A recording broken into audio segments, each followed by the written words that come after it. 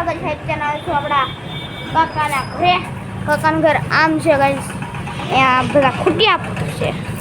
તો હવે આગળ મળું.